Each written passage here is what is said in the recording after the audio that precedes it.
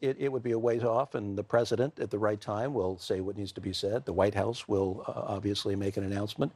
But I think the president has stated before that he would like to get together with President Putin at some point and solve some of the issues between us, and that's a good thing. And he said, going back to the campaign, that if you can have a good relationship with Russia, you could help solve problems in Syria, Iran. That's right. That's exactly right. So to make all of that happen, you've got to have both sides willing to meet, and I think we've got both sides that would look favorably on that. You have to have a place, you have to have a time, and you have to have an agenda.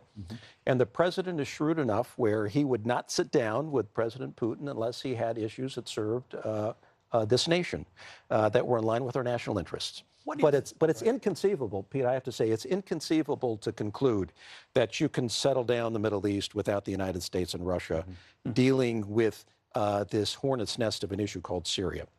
And it's inconceivable that you can deal rationally with strategic stability and nuclear weapons when both of our countries possess 90% of the world's nuclear weapons. Isolation doesn't fix things. It's coming together, but you have to have deliverables and results. At least the president gave you a pretty easy assignment. Yeah.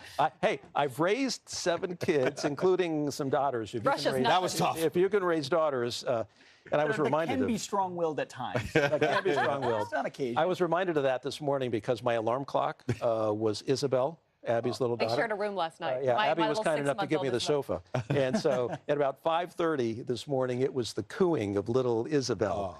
That was the sweetest thing in the whole world. Not too bad at all. A reminder of what really matters. What's it been like to be in Moscow, be in Russia?